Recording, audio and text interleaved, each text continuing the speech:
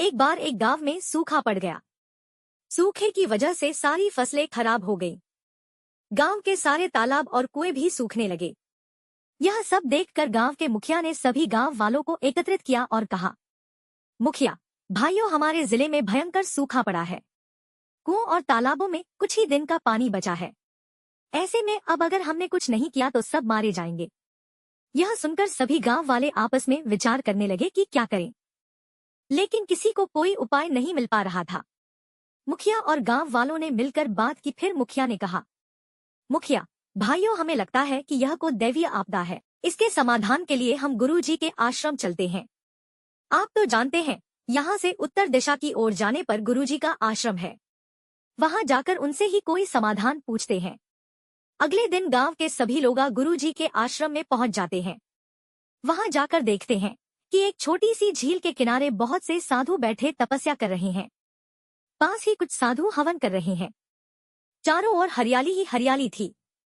गांव के मुखिया ने एक साधु से पूछा, मुखिया साधु बाबा गुरुजी कहाँ मिलेंगे? साधु, क्या काम है आपको? मुखिया ने अपने गांव की सारी परेशानी बता दी। यह सुनकर साधु ने कहा, साधु आप लोग विश्राम करें, गुरुजी अभी ध्यान मुद्रा में हैं।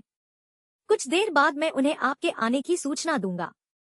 मुखिया और गांव वाले वहीं हरी हरी घास पर बैठ गए। ऊपर पेड़ों की छाया थी, नीचे हरी घास। चारों ओर खुशी का माहौल देखकर सब अपना दुख भूल गए। कुछ देर बाद साधु ने आकर बताया कि गुरुदेव आपको बुला रहे हैं। मुखिया और कुछ लोग गुरुजी की कुटिया में पहुंच गए।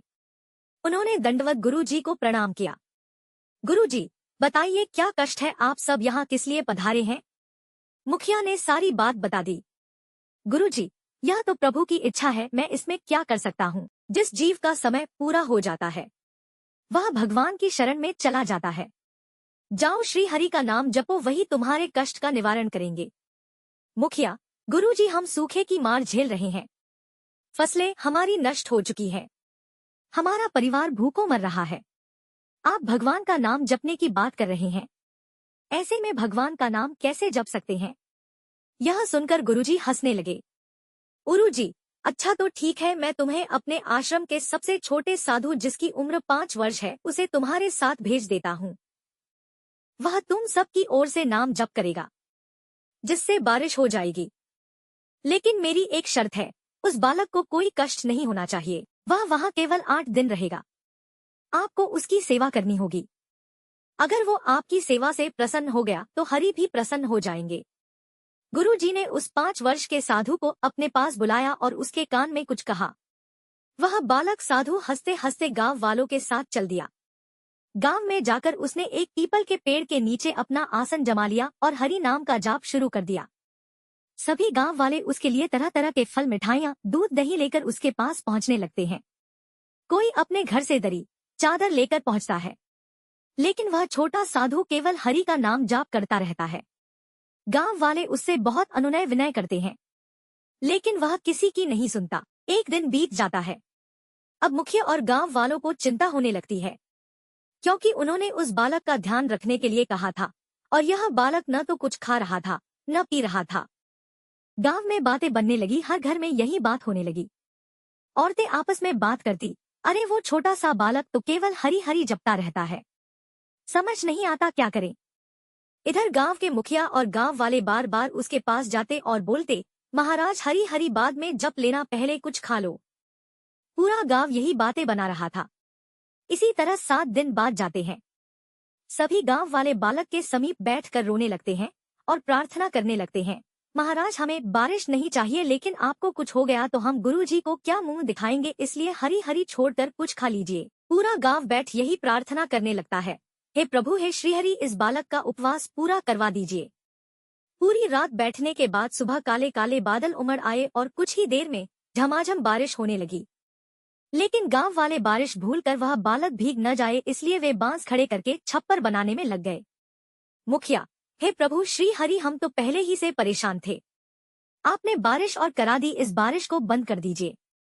कहीं यह भूखा बालक बारिश में भीग गया, बहुत चिंता बढ़ जाएगी। यह सब देखकर उस साधु बालक ने आंखें खोल दी और कूदकर खड़ा हो गया। बालक साधु, मेरा काम हो गया। आपके गांव में बारिश हो गई, अब मैं चला। वह बालक आगे आगे चल रहा था। पूरा गांव उसके पीछे पीछे आश्रम तक पहुंच गया।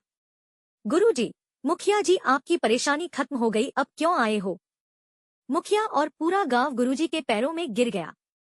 मुखिया, गुरुजी, आपके इस नन्हे साधु ने न तो कुछ खाया और न कुछ पिया, केवल हरि हरि का जाप करता रहा। हमें तो कुछ भी ध्यान नहीं रहा।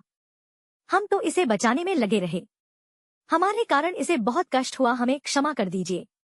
गुरुजी, इस बालक को मैंने ही उपवास करने के लिए कहा था। यह तो कई महीने का उपवास रख सकता है। यहाँ तो केवल 8 दिन ही हुए थे। अब दूसरी बात सुनो।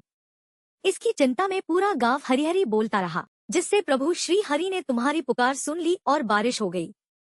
चाहे तुम इसे बचाने के लिए ही सही, लेकिन खुद भूखे प्यासे रहकर इसकी चिंता में मुंह से हरि हरि बोलते रहे।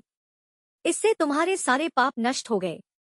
अब जाकर अपना जीवन सुख से जियो।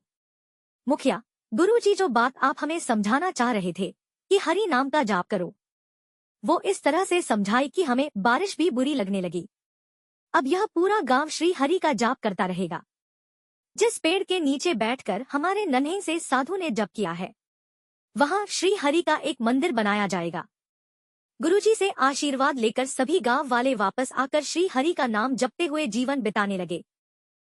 इस तरह की कहानी सुनने के लिए हमारे चैनल को लाइक, शेयर और सब्सक्राइब करें। धन्यवाद।